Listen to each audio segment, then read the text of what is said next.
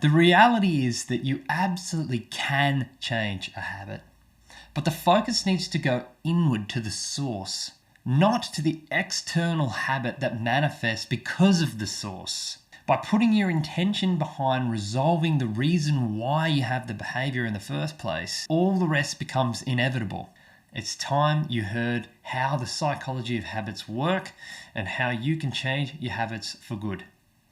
Hi there, my name is Jeff Lawrence, and 20 years ago I found myself 30 kilos overweight, insecure and unhappy. After some ups and downs, I find myself feeling fit and lean. Now my passion is to help others achieve those body transformations for themselves. I've become a trainer, a coach and a hypnotherapist to be the best as possible at doing that. If this message resonates, then you might want to consider subscribing and hitting that notifications bell so that you never miss a future episode. Okay, let's get into it.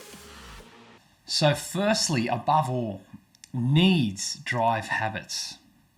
When you have a need that is unmet, you will be driven to behave in a way that gets them met. The unconscious mind is the driver of this behavior.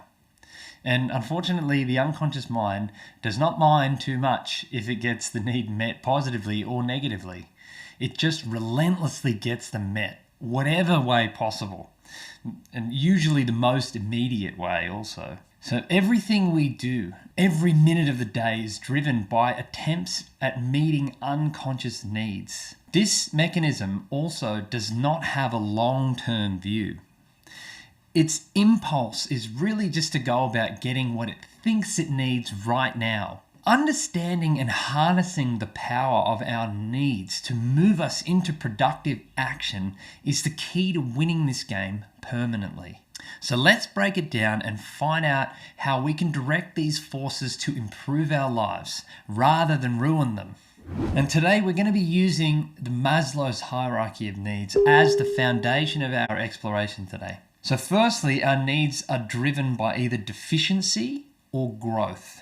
The deficiency needs are about fulfilling a fundamental need that is being deprived. And the longer that the deprivation goes on, the stronger the drive will be to fulfill it. It's like when someone's lacking in food, then the hunger kicks in to motivate them and dials up until the need is met. Another important aspect to understand about these lower level deficit needs is that they must be met to a greater or lesser degree before our desire to really invest ourselves in the higher level growth needs really comes online and kicks into gear. Typically, the way it works is that the more that you have the lower level needs met, the more energy, enthusiasm, and desire that naturally emerges and is unconsciously directed on the attainment of higher level ones. Whereas deficiency needs are based on getting the human to survive, being needs are based on the drive to thrive. They're concerned with the question of if the person is living up to their full potential. They are that nagging feeling you get that you could be doing better, that you're capable of more if you just applied yourself. And these needs do the opposite of the deprivation needs in that when they're fed, they don't die down, but they actually come alive. And we are all capable of self-actualization and have the desire for it implanted in our being.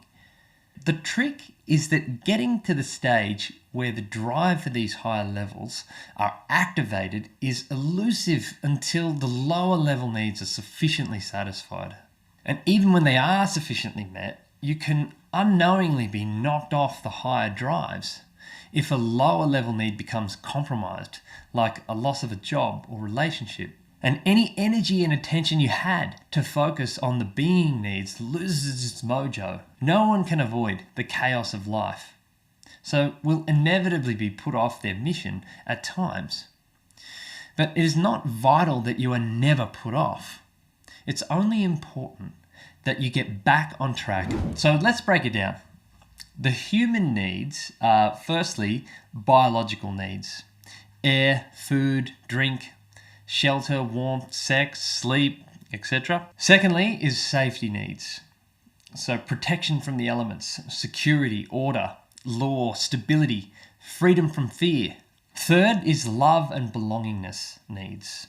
So friendship, intimacy, trust, sharing affection, and being part of a group such as family, friends, and work. Fourth is esteem needs. So the esteem for oneself, such as dignity, achievement, mastery, independence, and the need to be accepted and valued by others. Moving on to the being needs now. And so this is a fifth need, which is cognitive needs. So knowledge and understanding, curiosity, exploration, meaning and variety. Sixth, aesthetic needs. So the appreciation and the search for beauty, balance and form. 7 is the self-actualisation needs. Realising your personal potential, fulfillment, personal growth and peak experiences. The desire to become everything that one is capable of becoming. And then lastly, 8th, these transcendence needs. This is where the person is striving towards values which transcend beyond the personal self, to cultivate a connection with something that goes beyond this lifetime and genuinely contributes to others. Since a lot of us already have a lot of the human needs met for us by default when living in modern societies and being born into social structures that provide the basics, much of culture is focused on trying to meet the higher needs, without recognizing that the reason many people find it difficult to focus on the higher levels is because the lower levels are not being sufficiently met by today's culture, even though on the surface it looks like they are. This is eerily similar to how junk food is full of calories but empty of nutrition. Someone's circumstances may look like they should meet the lower needs, but they fall far short and leave no energy or focus for the higher ones. This creates a lot of confusion a lot of the time about why they're not able to focus on things or be consistent when they think that they should be able to. And they would be able to if they had had their base level needs actually satisfied. I see good quality body transformation as personal transformation. And as you transform, your needs transition form. They shift and evolve as you do, and this is what makes your results last. The changes on the inside maintain the changes on the outside. Body transformation is self-actualization. When done in the right spirit, the process of building your body builds you.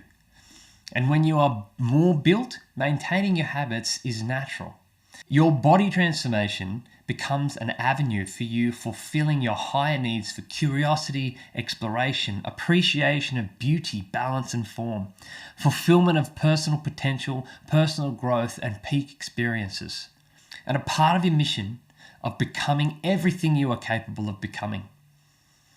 And when you do this, you will be able to contribute to others in your life better, transcending and going beyond yourself in ways you hadn't even dreamed of. When you're properly engaged on the path of fulfilling your higher needs, thoughts of improving yourself and making choices that serve your higher potentials will be more appealing to you than gratifying your urges in the moment. Your deeper mind is more attuned to the long-term impacts of your choices and finds them more appealing. Habits are not formed by the practice of brute force towards your external behaviors to change. Habits are formed by the process of curating your internal desires. True habits emerge from the inside out, based on what you truly want and need. And they happen naturally. For example, when you need water or food, you do not need a habit to make you go and get it. It is going to happen. And this is what makes the difference. And this is how you can change your habits and create real change for yourself. If you enjoyed that, please hit the like button and share with a friend. Comment down below, let me know what made a difference for you. I would love to hear about that. And thanks for watching all the way to the end, and keep actualizing your potential.